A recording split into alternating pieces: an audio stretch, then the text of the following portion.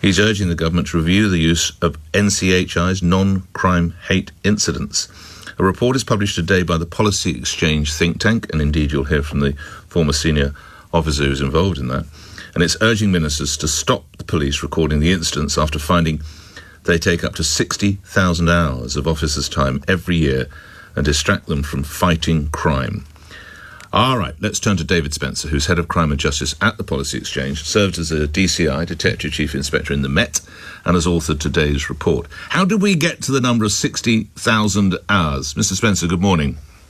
Morning, Nick. Well, we looked at the numbers that have been published around the total number of NCHI's non-crime hate incidents that have been recorded, and then we tracked the process that happens when police officers record NCHIs, so a phone call or an email into the police, and that's obviously a call taker who has to deal with that and record it. Then looked at police officers who then have to go and speak to the complainant, and then supervisors who are obviously looking at those reports when they come in to decide what to do with them. And we came to, having gone through that process, we estimated an average of about 5 hours for each report. And obviously, if there's 13 and a bit thousand every year, that gets us to, I mean, actually, it's well over 60,000. I was going to say, yeah. Conservative and not overblow it. And hence, we came to the figure of over 60,000 hours a year spent on non-crime hate incidents, which we obviously say could be time better spent, particularly in a time of limited resources. And that time could be spent catching burglars, drug dealers and violent criminals. When did NCHIs become a reality, David? Well, they originated all the way back in the 1999 Macpherson inquiry into the murder of Stephen Lawrence. But they really became entrenched in policing around about 2014, when there was a police guidance issued called the Hate Crime Operational Guidance. So although they existed for about sort of 15 years, it was really about 2014 that they took off.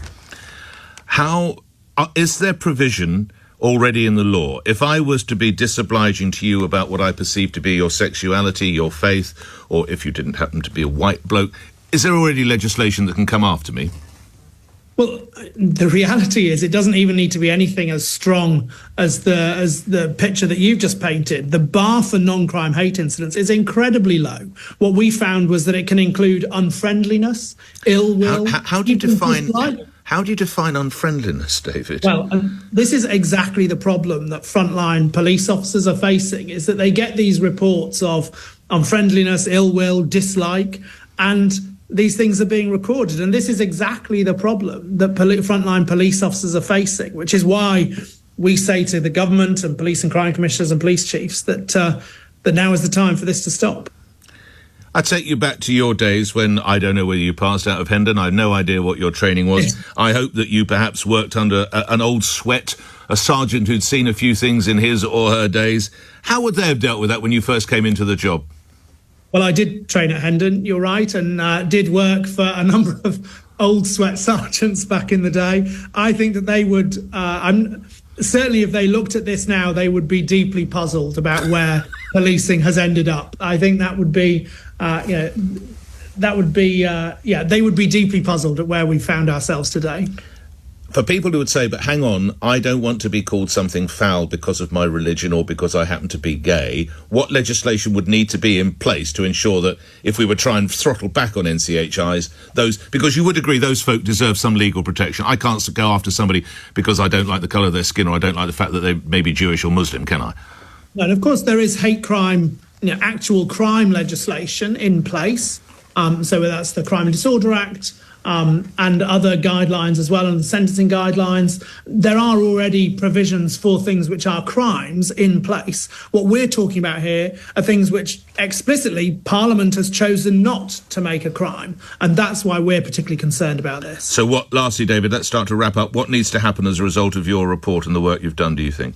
Well, first of all, the government needs to very, very quickly legislate to abolish the whole regime of non-crime hate incidents, and even quicker than that, police chiefs and police and crime commissioners need to say that this is not our priority for our police officers. The priority is time spent catching burglars, catching drug dealers and catching violent criminals. And we just phase out NCH. With all the challenges the Home Office have with policing, not least recruitment and other issues, how seriously do you think they're going to take this? Well, Yvette Cooper was the Home Secretary was on your was interviewed by you last week. Indeed, we quoted part of that interview in our report. Right. And she made very, very clear that her view is the police priority should be catching criminals. And I hope, therefore, that the Home Office, the government and police chiefs heed that instruction. From your lips to the relevant ears. Thank you, David Spencer. Thanks for your time. You're Head of Crime and Justice. You've written the policy report, the report for the Policy Exchange. You served as a DCI in the Met.